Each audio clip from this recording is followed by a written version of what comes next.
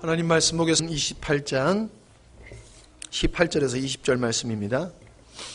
예수께서 나와 말씀하여 이르시되 하늘과 땅의 모든 권세를 내게 주었으니 그러므로 너희는 가서 모든 민족을 제자로 삼아 아버지와 아들과 성령의 이름으로 세례를 베풀고 내가 너희에게 분부한 모든 것을 가르쳐 지키게 하라. 볼지어다 내가 세상 끝날까지 너희와 항상 함께 있으리라 하시니라. 아멘. 이 시간 성경 어렸을 때는요, 부모님이 최고지요. 엄마가 최고지요. 부모님보다도 엄마가 최고예요. 엄마 없으면 못 살 것 같아요. 부모님 없으면 못 살 것 같아요. 근데 유아기를 지내서 이제 청소년기를 들어가면은 엄마 없어도 살 것 같아요. 그 다음 세대는 누가 필요하냐면 친구지요. 친구 없으면 못 살 것 같아요. 우리 어저께 하은이가 그렇게 힘들어하면서도 친구하고 약속한 게 있다고 그 피곤한 몸을 이끌고 약속을 지키러 가는 모습을 보면서 야, 친구가 저렇게 좋구나 그런 생각 들더라고요. 친구 정말 좋아요. 근데 친구를 벗어나서 결혼하게 되어지면은 누가 없으면 못 살아요? 배우자가 없으면 못 살아요. 남편, 아내가 없으면 못 살아요. 나이가 들어보세요. 그 다음은 또 자녀가 또 필요해요. 자녀가 없으면 못 살 것 같아요. 자, 우리가 인생을 살면서요, 정말로 그 상황에 따라서 나에게 꼭 필요한 사람이 있는데 이게 바뀌더라는 거예요. 바뀌어요. 그런데 내가 누가 없으면 못 살겠다고 한 그 사람은 죽음의 자리까지 따라가지는 못해요. 그저 이 세상에 살 동안만 나와 함께하는 거지 죽음의 자리까지 동행을 할 수가 없는 그런 존재들이에요.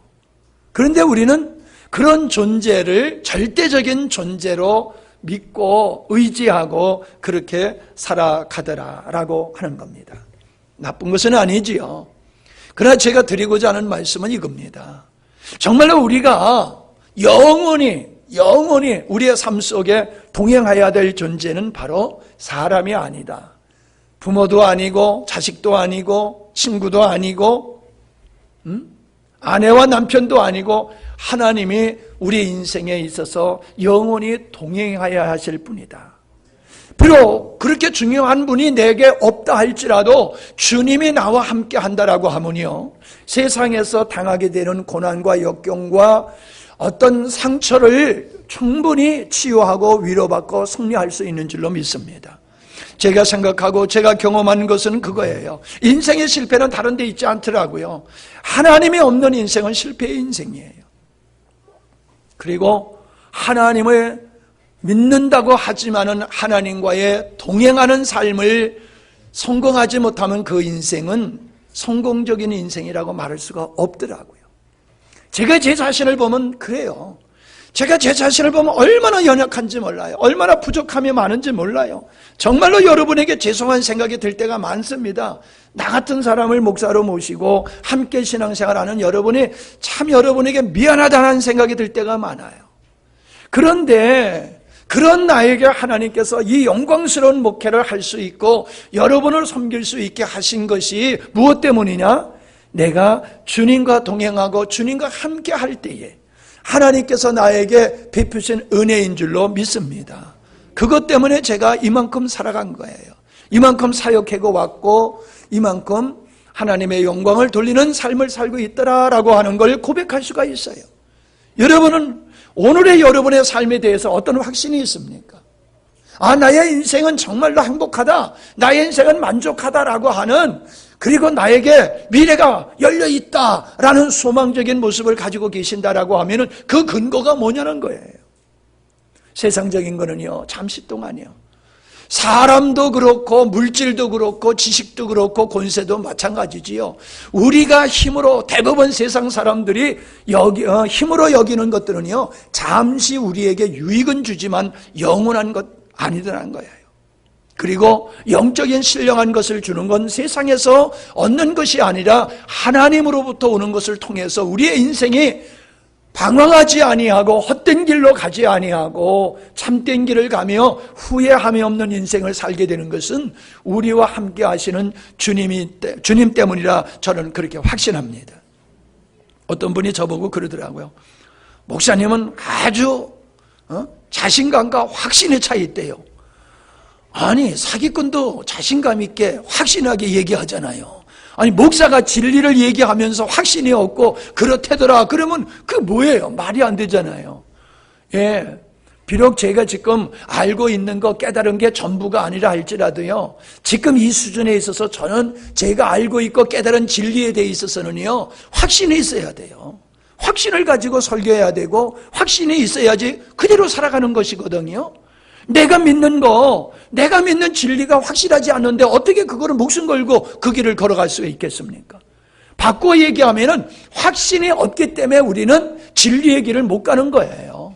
주님께 왜 올인을 못 합니까? 확신이 없어서 그래요. 그렇대더라라는 거지 정말로 확신이 없기 때문에 그렇습니다.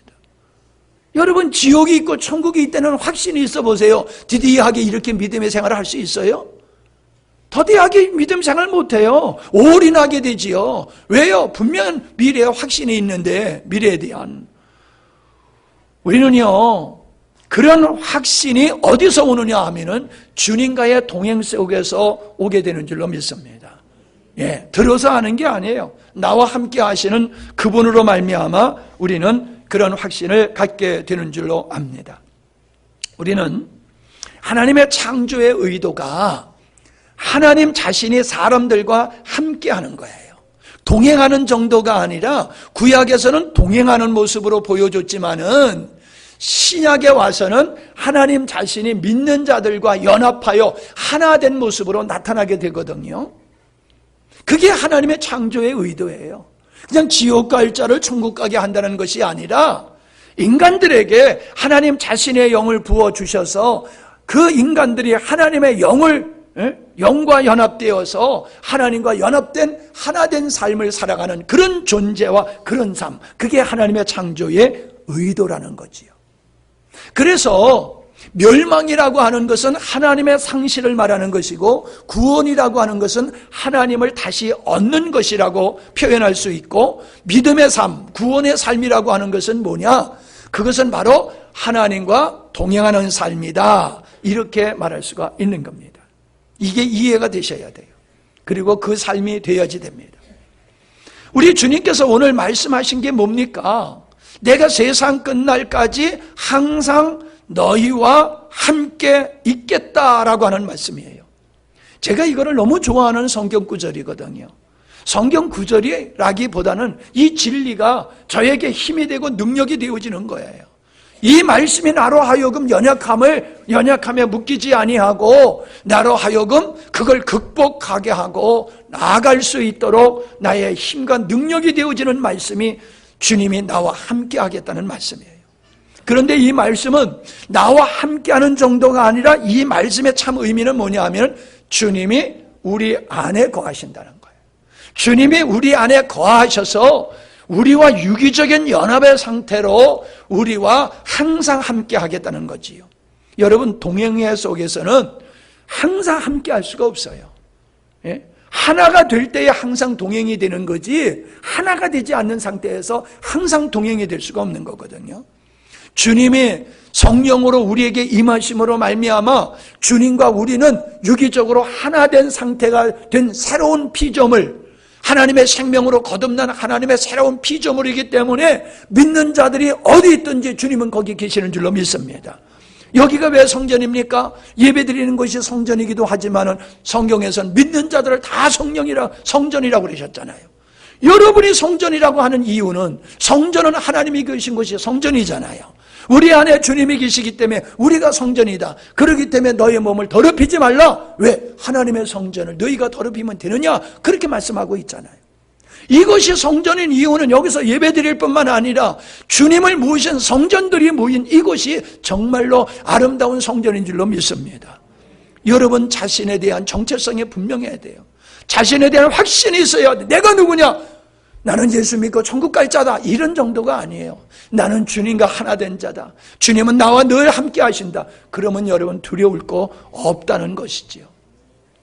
주님이 내 안에 계시고 주님이 나와 함께 한다는데 두려울 게 뭐 있습니까? 성경에서는 성도를 가리켜서 양으로 표현하여 말씀하고 계심을 보게 됩니다. 양과 같이 인간은 그렇게 연약한 존재라는 거예요. 구원받았어도요, 하나님의 자녀가 되었어도요, 여전히 우리는 육신을 입고 사는 존재예요. 우리는 타락한 옛사람의 성향이 있기 때문에 우리는 주님 안에 거하지 아니하면 넘어질 수밖에 없는 연약한 존재라는 거예요. 그런 양이 목자가 없으면 살아갈 수 없는 그런 양과 같은 존재가 성도라는 거예요.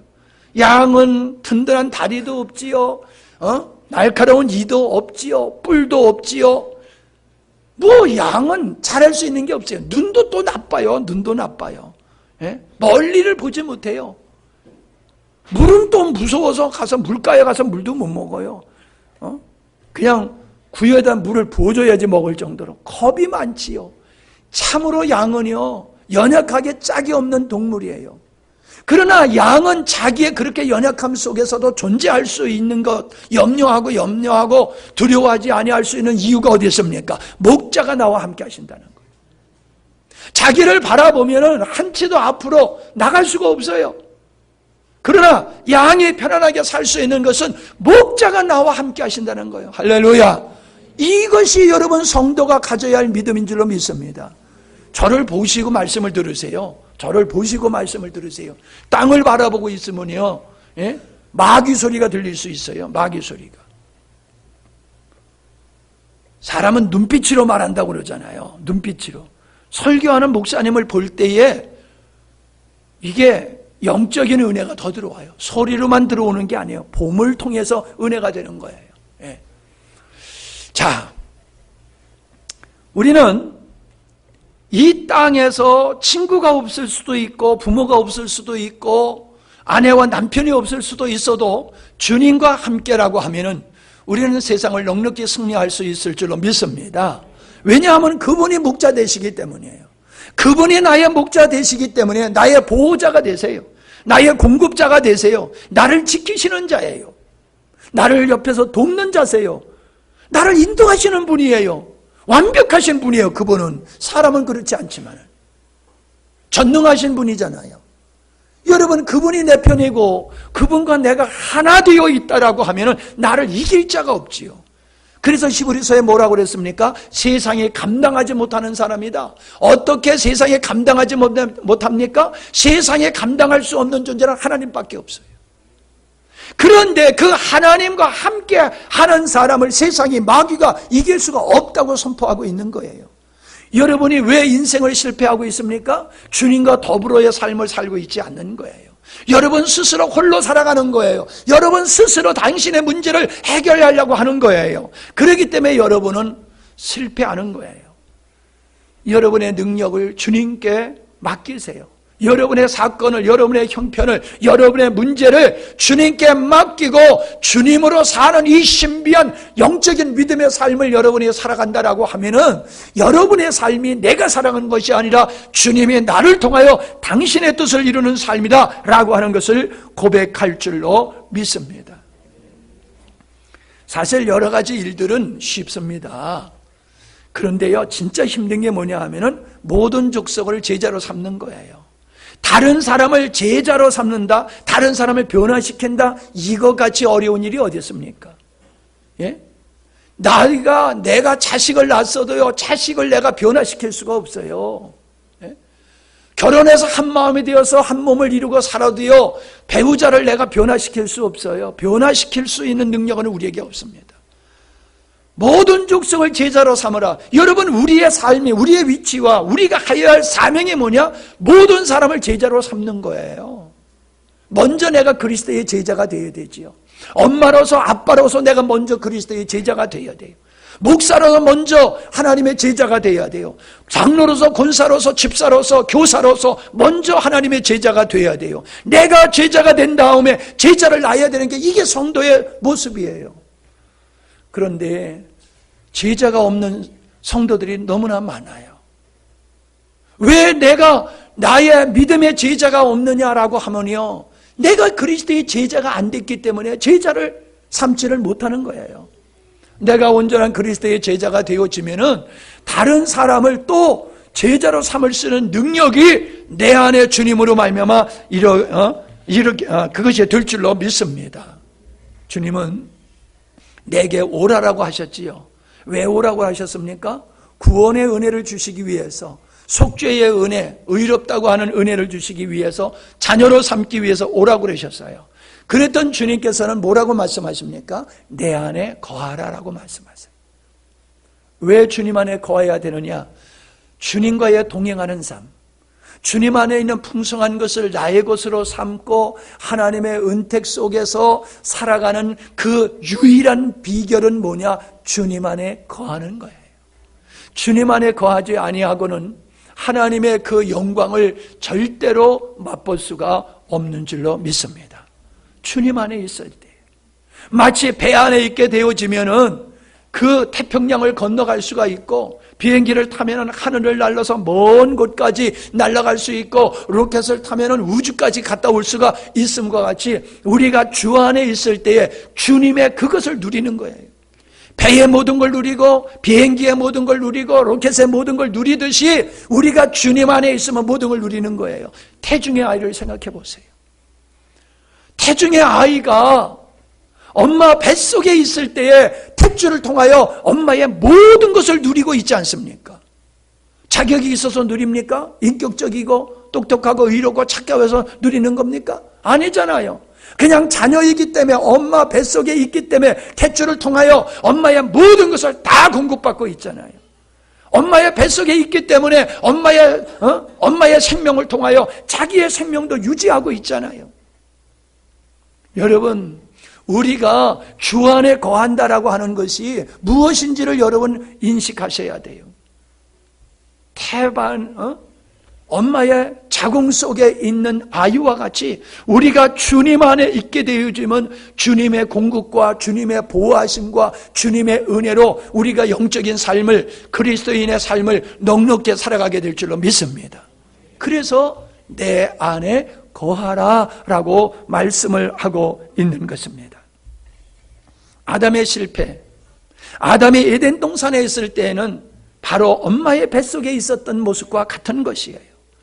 그래서 에덴에서의 아담이라고 하는 삶은 정말로 모든 것이 보장되고 모든 것이 완벽한 상태에서 살 수가 있었던 거지요. 그것을 많은 사람들은 에덴의 삶을 구원받은 자의 삶으로 비유하고 있습니다. 왜냐하면 죄 가운데 죄가 없었던 상태고 하나님과의 완벽한 아름다운 관계에 있었기 때문에 에덴의 삶을 구원의 삶으로 비유하는 거, 그거 틀린 것이 아니지요. 에덴에 있었을 때에 아담이 하나님의 태중에 있었던 것 같이 하나님 안에 있을 때에, 하나님과 동행했을 때는 그가 실패하지 않았어요. 근데 보세요, 하와가 넘어졌을 때가 언제입니까? 아담이 넘어졌을 때가 언제입니까? 마귀가 유혹할 때라고요? 예, 그건 나중이에요. 마귀가 하와를 유혹하고 마귀가 아담을 유혹할 그때가 언제냐면 하와와 마귀가 하나님으로부터 떨어져 있을 때예요. 하나님으로부터 떨어져 있을 때에 그 기회를 타고 마귀는 다가와서 아담과 하와를 미혹했다는 사실입니다. 마귀가 공격하는 대상은 바로 그 사람이에요. 아담뿐만 아니라 지금 시대도 마찬가지예요. 여러분이 이 시간에 예배를 드리고 있어도 제가 왜 나를 쳐다보라고 하냐면 땅을 바라보고 있으면요, 딴 생각하게 된단 말이에요. 다행히 우리는 벽돌이 없지만은 여기 벽돌 그래도 있긴 있구나. 어떤 사람은 목사님 뒤에 있는 벽돌 숫자 세고 있다고 그러잖아요. 가로 몇 개, 세로 몇 개, 요게 몇 개일까? 설교하는 목사님 쳐다보지 아니하고 보이는 벽돌 숫자나 세고 앉아있으면 말씀의 은혜가 되겠어요? 어떤 애들은요, 설교 시간에 핸드폰 들고 핸드폰 보고 있어요. 핸드폰 보면서 무슨 말씀이 들어가요? 아, 목사님, 우리 젊은 세대는요, 두 가지의 능력이 있습니다. 들으면서 보면서 다 할 수 있어요. 천만의 말씀이에요. 여러분, 마귀는 예배 드리는 순간에도 틈탈 수 있어요. 언제? 생각이 딴 데 가서 있으면. 예배 시간에 앉아 있으면서 콩밭에 마음이 가서 있으면요, 걱정과 염려가 따라온다는 거예요. 왜 우리의 찬양에 전념을 하지 못합니까? 제가 찬양하면서 여러분의 입술을 보면 알아요. 소리는 안 들려도 여러분의 입술을 보면요, 입술이 하고 벌려지는 사람은 찬양을 진짜 힘있게 은혜롭게 하는 사람이고요, 허연 이가 안 보이면서 그냥 하는 사람은요, 그냥 부르는 거예요. 그냥 놀이 삼아서 부르는 거예요. 온 마음으로 부르는 사람은요, 얼굴이 빨개지고 입이 벌어지고요, 막 흔들고 그래요. 마음으로 부르지 아니하고 입술로 부르는 사람은 가만히 앉아서 얌전하게 입만 달싹달싹 하는데 그 찬양하면서 생각은 딴 데가 있다니까요.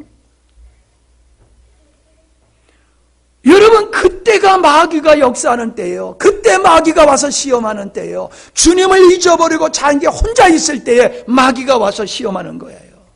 여러분, 다윗이 범죄했을 때가 언제입니까? 주님과 동행했을 때에 마귀가 틈타지 못했어요. 한가할 때에, 지붕 위에서 거닐 때에, 할 일이 없어가지고 빈둥빈둥 그럴 때에, 주님 잊어버리고 있을 때에 그는 시험이 들었던 거예요. 여러분, 우리가 믿음의 생활을 하는 것은 우리의 의지와 노력의 결과로 되는 게 아니지요. 주님으로 말미암아 되는 건데, 주님으로 말미암아 되는 것은 주님 안에 거할 때만이 주님의 능력이 나의 능력이 되고, 주님의 거룩함이 나의 거룩함이 되고, 주님의 승리가 나의 승리가 되는 겁니다. 주님 안에 거하는 사람, 그걸 구약에서는 주님과 동행하는 삶으로 표현하고 있는 거예요. 구약의 성도들이 그렇게 승리했던 모습은 다 주님과 동행했던 모습이었더라라고 하는 것을 우리는 알게 되어집니다. 이스라엘 백성들이 하나님의 영광 중에 있었던 것은 광야에서 그들은 주님의 품에 있었던 자들이에요. 주님의 품에 있었고 주님과 동행하는 삶을 살았을 때에 아말렉도 그들을 건들 수 없었고 애굽도 그들을 건들 수가 없었고 태양도 추위도 그들을 어떻게 할 수가 없었어요. 왜? 주님이 그들을 보호하고 있기 때문에. 불기둥으로 구름기둥으로 그들을 품고 있을 때에 어떻게 할 수가 없었다는 거예요. 그들이 주님 안에 있었던 광야의 교회들은 모자람이 없었어요. 주님 안에 있는 그들에게는 언제나 필요를 따라 하나님께서 필요한 것을 채워주셨고 모자란 게 없었더라라고 하는 것입니다. 그들이 왜 실패했습니까? 주님 안에 거하는 삶을 끝까지 나가야 되는데 그들은 주님 안에 거하는 삶이 불편했어요. 왜 불편했습니까? 주님 안에 거하는 삶이 왜 불편했습니까? 그들의 죄성 때문이에요. 그들의 죄성 때문이에요. 죄성을 가진 이 죄의 성향은 하나님을 싫어하게 돼 있어요. 그리고 하나님께 불순종하는 하나님을 대적하는 것이 죄성이에요. 그들은 한량없는 하나님의 은혜를 입고 살고 있으면서도 입었던 게 아니에요. 지금 은혜를 입고 살고 있어요. 그럼에도 말미암아 그런 은혜를 입고 있음에도 말미암아 불구하고 그들 안에 죄성이 있기 때문에 하나님이 싫은 거예요. 그래서 조금만 힘들고 어려운 일이 생기면 하나님을 원망하고 모세를 원망하고 그랬잖아요. 아니 받은 바 은혜만 생각하더라도 염치가 있지 그 큰 은혜를 입고 어떻게 그렇게 불만불평할 수 있어요?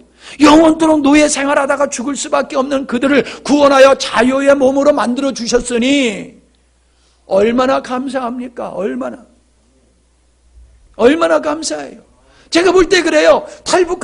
탈북민들이 말이에요. 그들이 나올 때는 북한에서 나오기만 하면 진짜 아주 인생이 바뀌는 것 같고 행복이 확 열렸다고 믿었겠지요. 한국에 들어왔을 때 그들은 나 인생 이제 활짝 폈다. 얼마나 기뻤겠어요. 근데 그들은 감사할 줄 몰라요. 다 그렇다는 건 아니지요. 근데 대부분의 사람 제가 만나보고 들은 바에 의하면 대부분의 사람들은 대한민국에 와서 사는 것을 고마워하지 않는다는 거예요. 불만 불평을 한다는 거예요. 왜요? 은혜를 잊어버려서 그런 거예요. 지금 내가 은혜를 잊고 사는 것을 잊어버려서 그런 거예요. 마찬가지예요. 이스라엘 백성들은 하나님의 은혜 가운데 주의 품 안에서 그 엄마의 품에 있는 것과 같이 엄마의 등에 업힌 것과 같은 그런 은혜의 삶을 살면서도 그들의 죄성이 있기 때문에 하나님을 떠나려고 기회만 있으면 하나님을 떠나는 거예요. 그리고 결국 그 후손들은 하나님을 떠나지 않았습니까?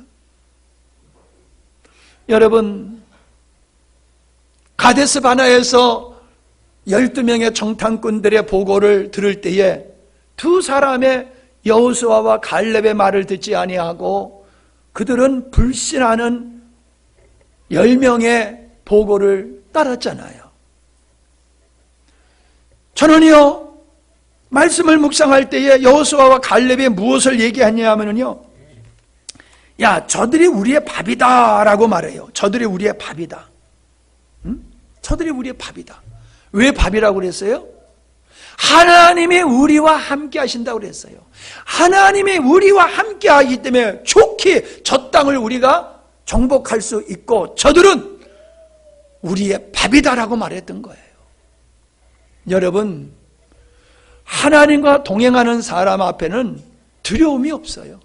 그를 막아설 어떤 존재가 없어요. 어떤 사건도 없어요. 돌파할 수 있어요. 왜? 주님으로 말미암아.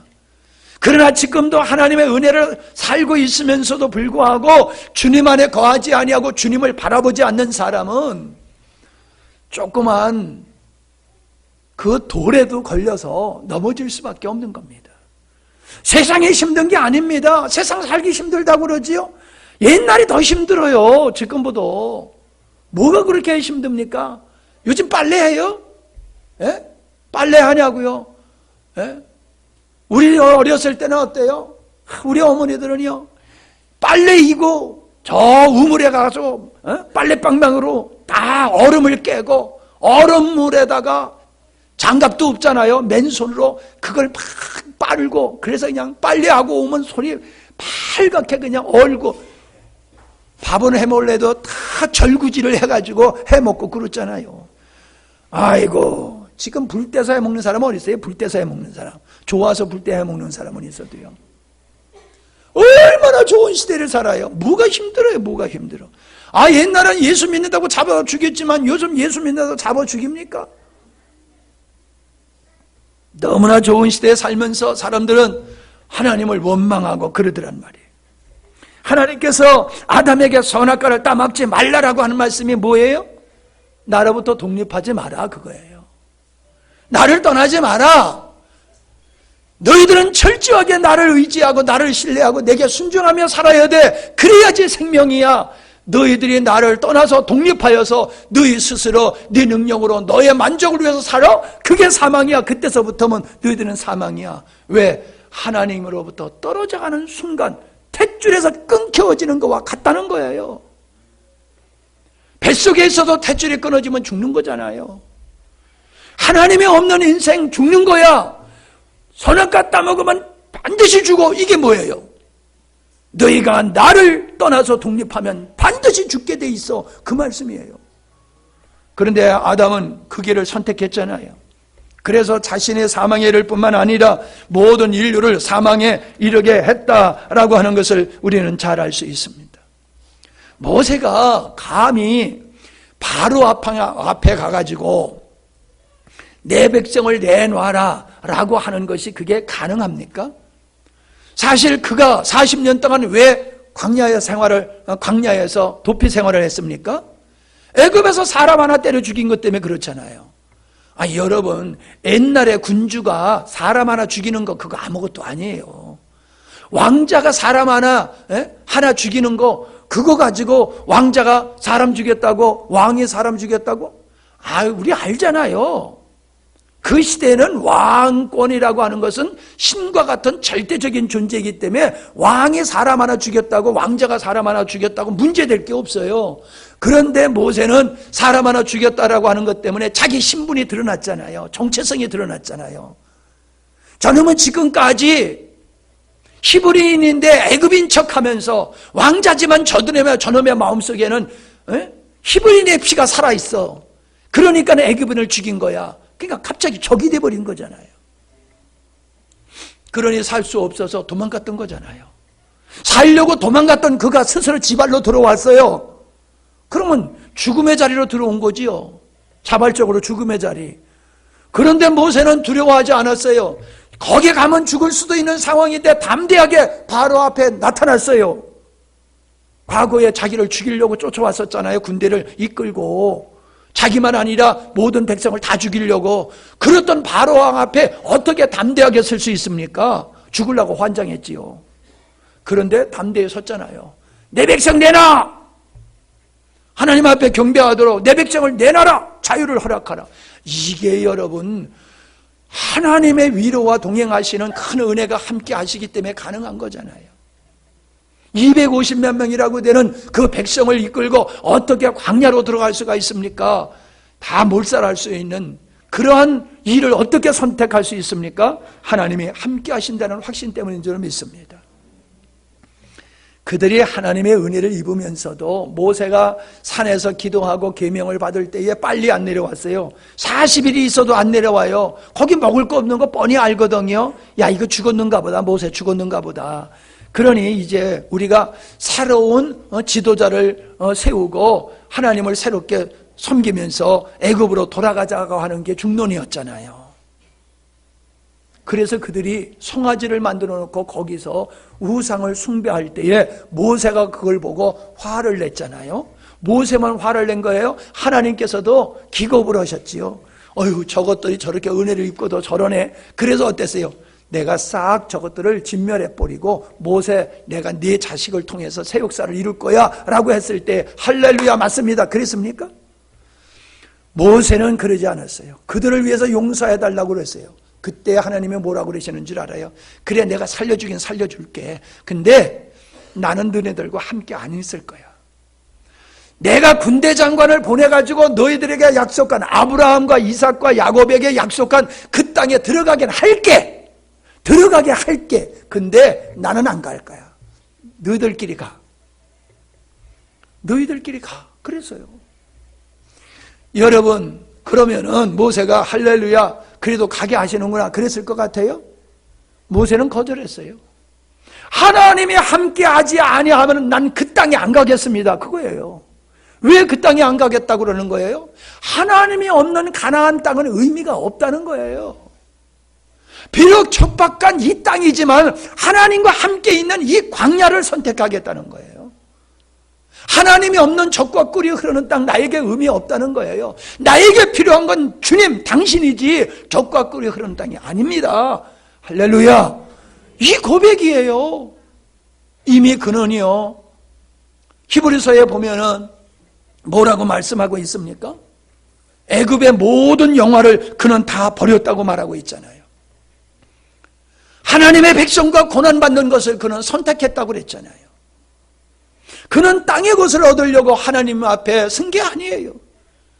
하나님을 만나고 보니까는 하나님이 내 인생에 있어서 가장 소중한 분이고 그분 때문에 나는 행복할 수 있다라고 하는 것을 그는 깨달은 거예요. 그렇기 때문에 적과 꿀이에 흐르는 땅보다는 주님을 선택한 거예요. 여러분은 어떤 것을 선택합니까? 우리는 어떤 것을 선택합니까?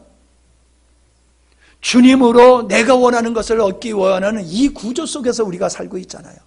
주님 없어도 부자로 살고 건강하게 살고 세상의 권세 명예 누리고 살면은 그걸 선택할 거 아니에요? 모세는 안 그래서요. 주님을 선택했다는 거예요. 주님을. 주님을 선택했다는 거예요. 다윗이 골리앗 앞에 섰던 이야기는 너무나도 잘 아는 이야기지 않습니까? 골리앗의 키가 건 3m가 된다고 그래요. 그러니까 우리의 배나 된다고 생각하는 거예요. 그 사람을 어떻게 이겨낼 수가 있습니까? 그게 바로 가나안의 그 족속의 후손이거든요. 그러니까 골리앗을 통해서 골리앗 동생도 그렇게 컸다고 그래요. 골리앗을 통해서 그들의 조상이 살고 있던 가나안에 살고 있던 그들의 조상이 얼마나 컸었느냐 거인족이었다라고 하는 걸 우리가 알 수 있어요. 그런 거인족 앞에 여호수아와 갈렙은 담대했고 그의 후손인 골리앗 앞에 어린 소년 다윗이 담대하게 서 있습니다. 담대하게 서 있어요. 사울이 골리앗을 대적해서 싸우겠다라고 하는 이 다윗을 만류합니다. 말려요. 야, 저 사람은 어릴 때서부터 용사다. 어릴 때서부터 전쟁 속에서 자라난 자다. 누구도 저를 대적할 만한 사람이 없다는 거지요. 사울 왕이 그 얘기를 하고 있어요. 야, 지금도 기레성 같은 장군들이 이렇게 있지만 저들도 꼼짝 못하고 있지 않느냐. 근데 너 같은 어린 소년이 어떻게 저 골리앗을 대적하여 나가 싸우겠다는 거냐. 말도 안 된다. 아서라. 말리고 있잖아요. 그 다윗이 뭐라고 그래요? 재밌어요. 사무엘상 17장에 보면요, 이런 말씀하고 있어요. 34절입니다.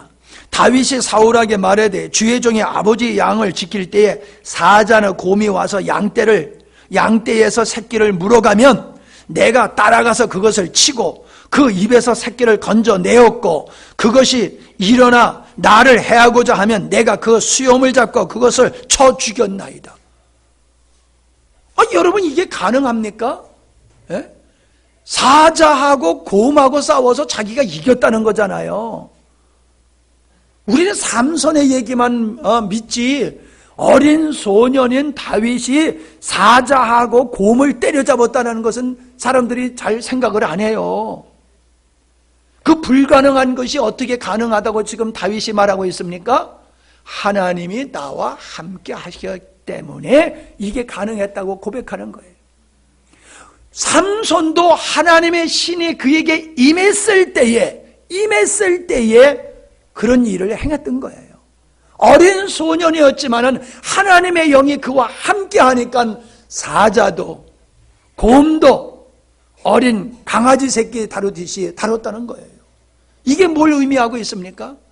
하나님과 동행하는 자, 하나님으로 사는 자는 누구도 감당할 수 없음을 보여주고 있는데, 다윗은 그런 나와 함께하는 하나님이 나에게 저 골리앗을 하나님이 붙여주셨기 때문에 내가 가서 멸하겠다고 나서는 거지 않습니까?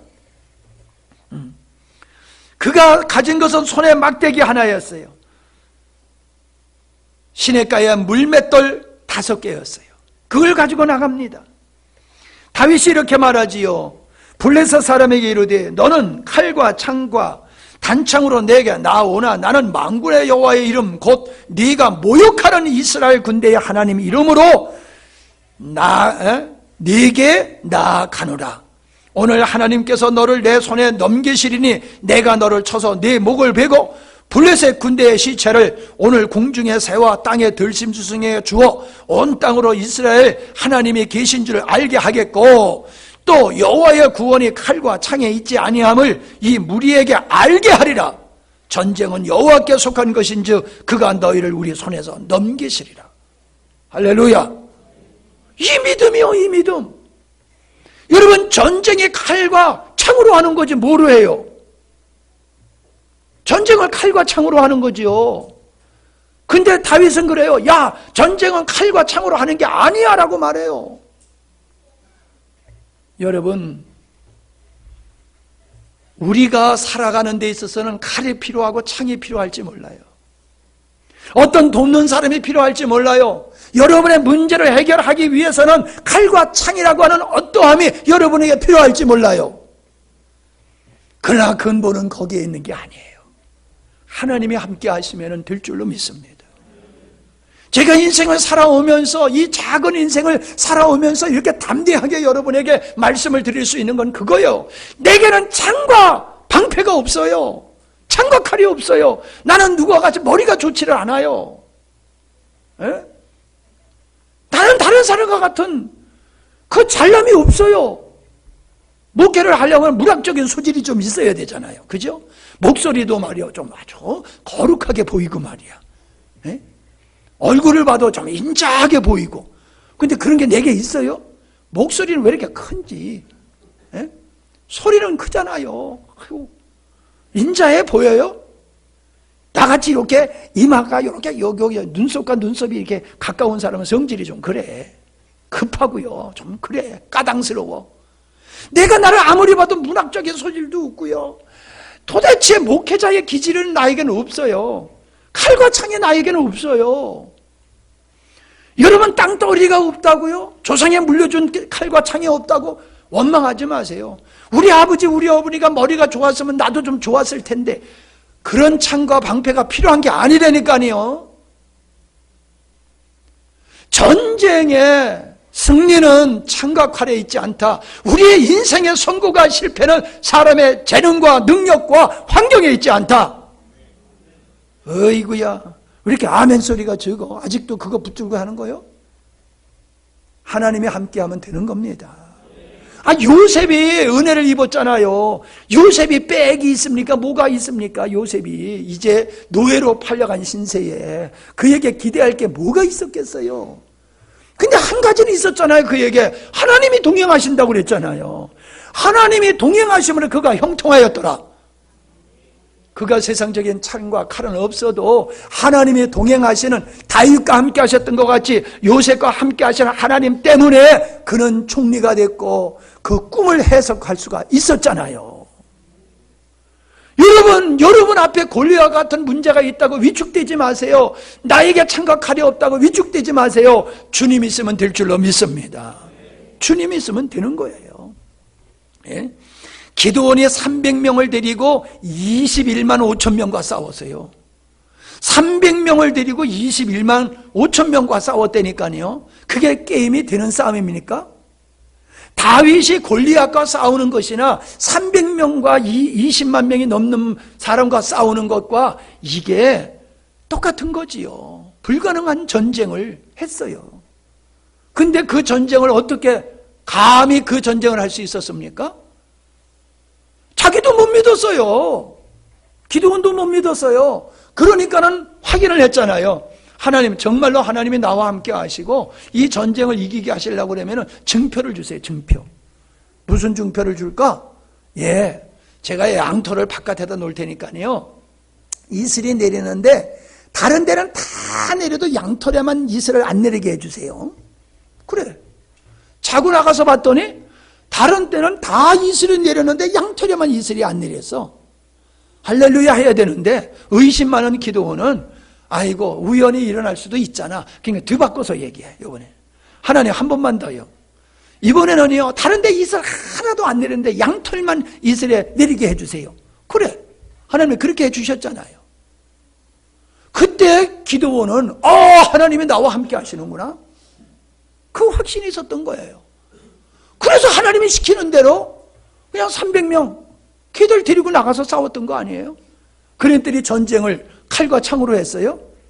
하나님께서 그 군대들이 갑자기 여호수아의 군대가 항아리를 깨고 항아리에 있던 횃불을 들고 내가 부른 이 내안강나팔을 300명이 빡 하고 부르니까는 그 대적들이 자다가 놀래가지고 저들끼리 칼질을 해가지고 다 멸망을 당했잖아요.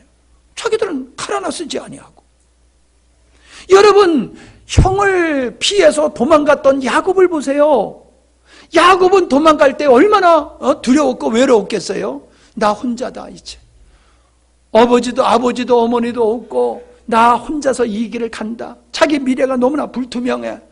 그리고 가다가 밤이 돼가지고 들에서 베개 하나 베고 자는데 하나님이 나타나셨어요. 거기서 하나님을 만났어요.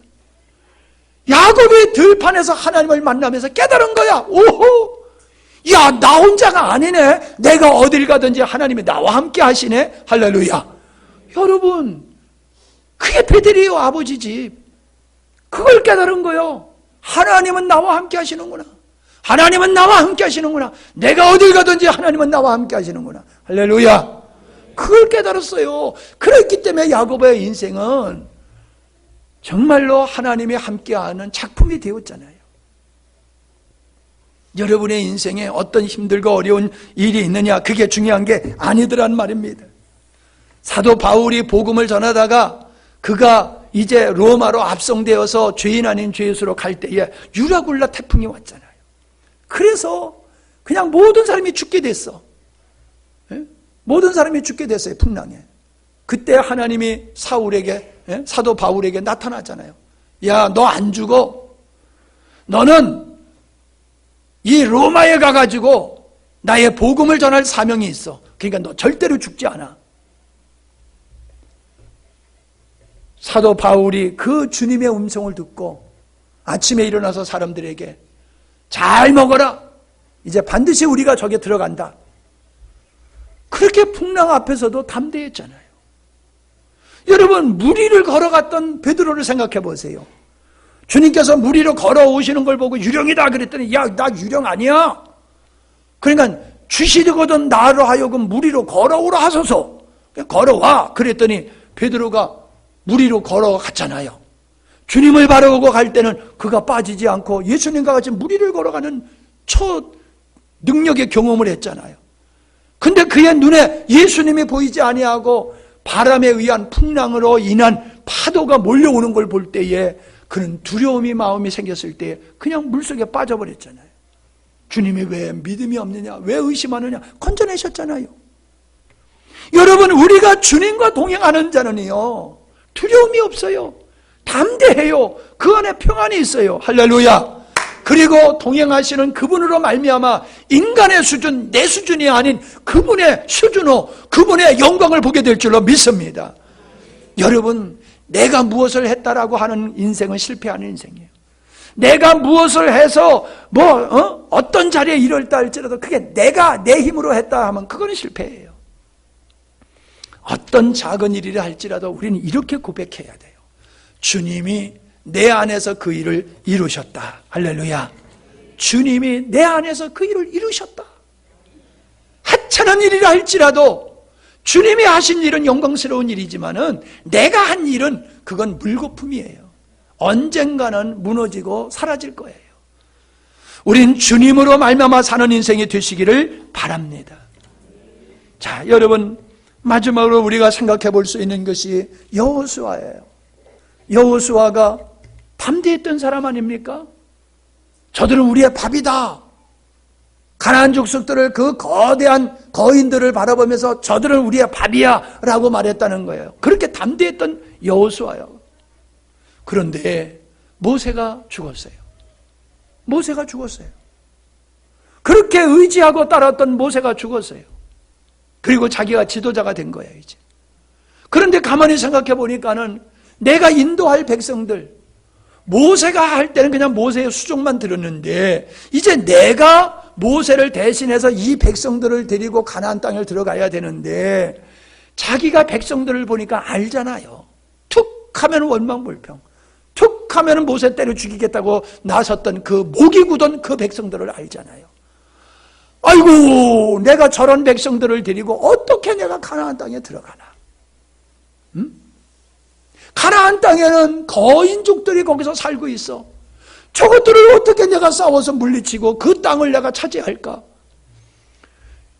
여호수아의 마음속에 갑자기 두려움이 온 거예요. 모세가 떠나가고 지도자가 되며 그 막중한 사명을 갖게 된 여호수아의 마음속에 두려운 마음이 찾아온 거예요. 그걸 하나님은 아셨지요. 그래서 하나님은 여호수아에게 오셔서 말씀을 하십니다. 자, 여호수아서 1장 1절부터 한번 보겠습니다. 여호수아서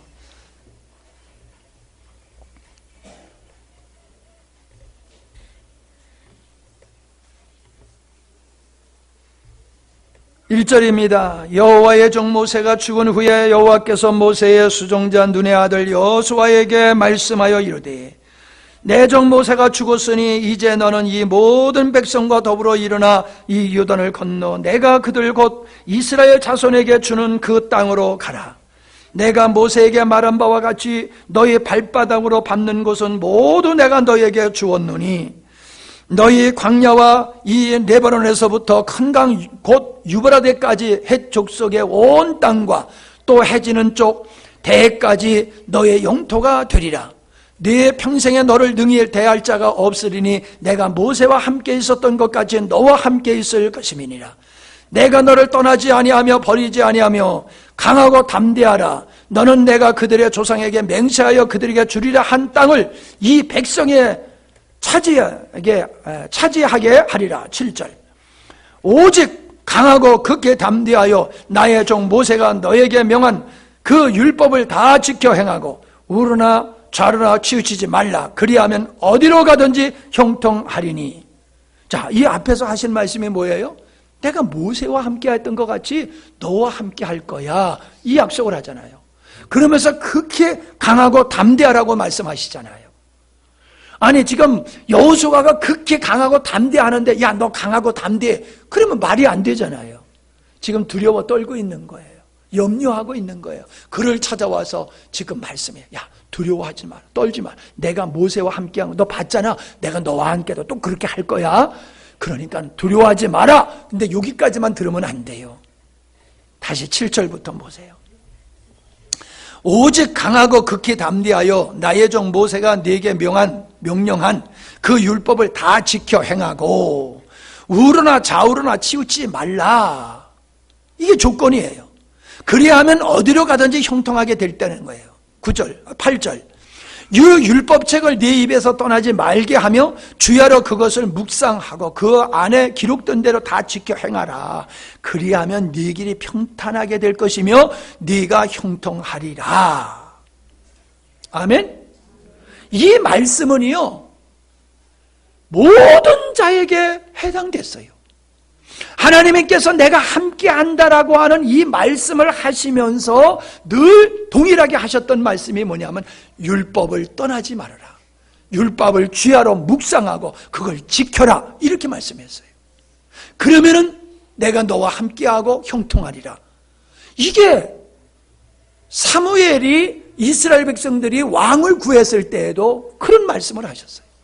누구이든지 그 말씀하셨어요. 여러분 신약에 와서 하신 말씀이 뭐예요? 내 안에 거하라는 거예요.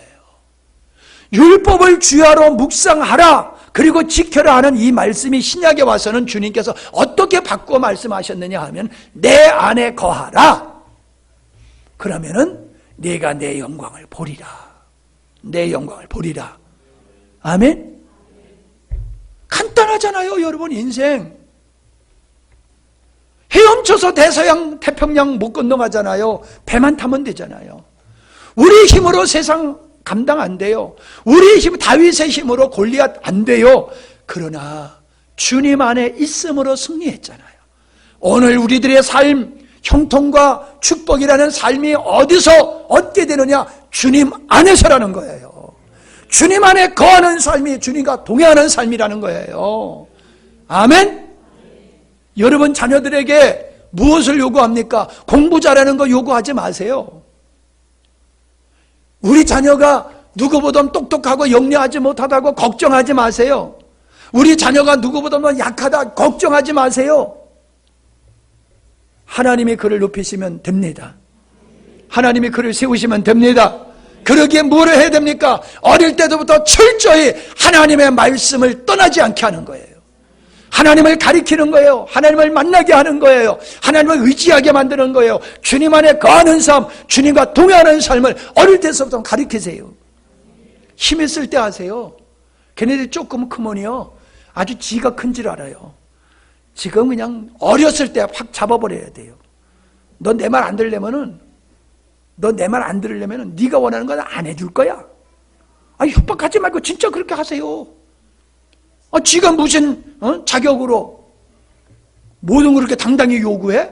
밥 줘, 옷 사줘, 피자 사줘. 지가 무슨 자격으로? 자녀된 자격으로 그러잖아요. 그죠? 자녀된 자격으로 그거 다 요구하잖아요. 그럼 부모된 자격으로 이거 해. 그럴 수 있는 거잖아요. 안 해? 없어. 그게 협박이요? 정당한 거래지. 말을 그냥 어릴 때 확 잡아버려야 돼요. 왜 애들한테 질질 끌려가요? 애들한테. 지가 은혜로 크면서도 은혜로 큰 줄 몰라요. 그러면은 은혜로 큰다. 네가 부모의 은혜로 크고 있다는 걸 가르쳐 주셔야 돼요. 아이들한테.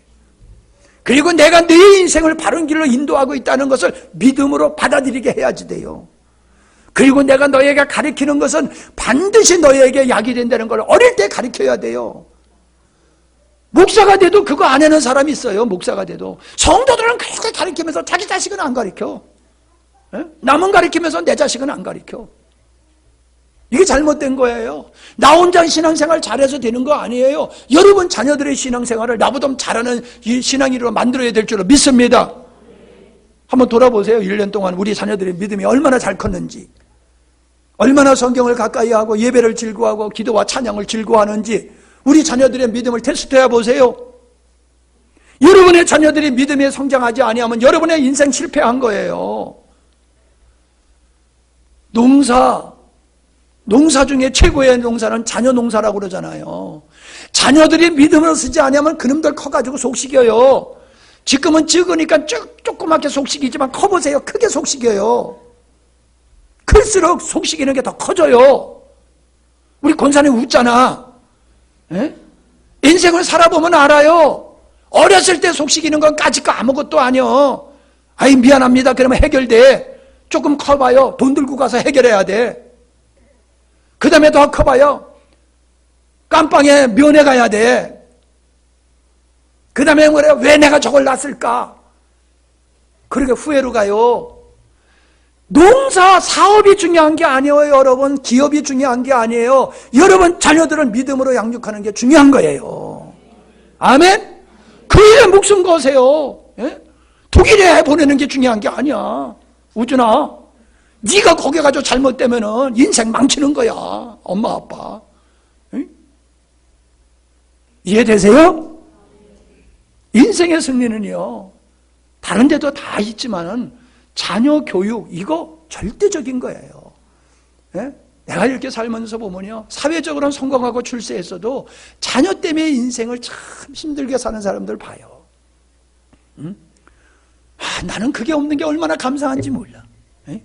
나는 그냥 자녀들만 생각하면 할렐루야 기쁨이 넘쳐 그냥. 예? 얼마나 기쁘고 감사한지 몰라요. 믿음으로 잘 커진 자녀들, 그리고 그 자녀들이 또 자녀들 믿음으로 잘 기우는 걸 보면 얼마나 내 인생이 즐겁고 행복한지 몰라요. 이게 돈 주고 살 수 있는 게 아니더란 말이에요. 이제 말씀을 마치고자 합니다. 마귀는요, 우리에게 두려움과 염려를 갖다 줘요. 하나님은 우리에게 평안과 담대함을 주시지만 마귀는 두려움과 염려, 걱정을 갖다 줘요. 하나님의 나라의 모습은 평안이에요. 마귀의 나라의 특징은 두려움이에요. 여러분이 두려움으로 살고 계십니까? 여러분의 평안 중에 살고 계십니까? 두려움의 원인이 뭐며 평안의 원인이 무엇인지를 아셔야 돼요. 하나님이 두려워하게 하는 마음을 주시는 것은 축복이에요. 마귀가 주는 평안은 사기예요. 하나님이 주시는 두려움, 하나님이 주시는 평안으로 충만하시기를 바랍니다. 그게 진정 하나님의 나라예요. 그게 진정한 하나님의 나라예요. 다시 얘기해요. 지금 여러분 자녀들 보면 잘 될 것 같지요?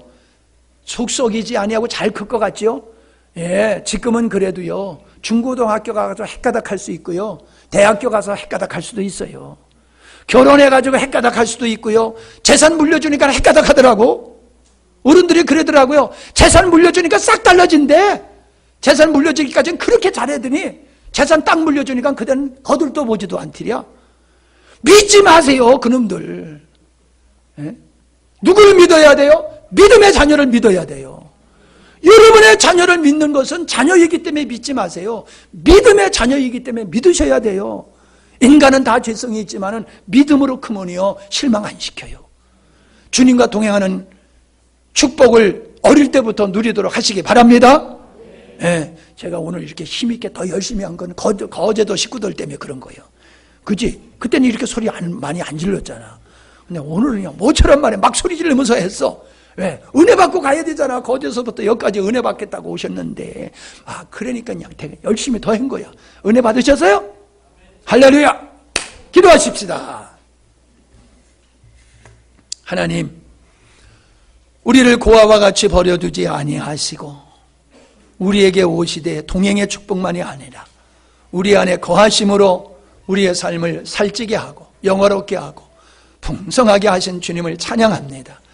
이 세상에서 우리를 두렵게 하고 염려할 거리들이 많지만은 그 모든 것으로부터 자유하며 하나님이 주신 평강으로 승리케 하신 주님을 찬양하며 언제나 주님 안에 거해서 승리하는 우리의 삶들이 되게 하여 주시옵소서.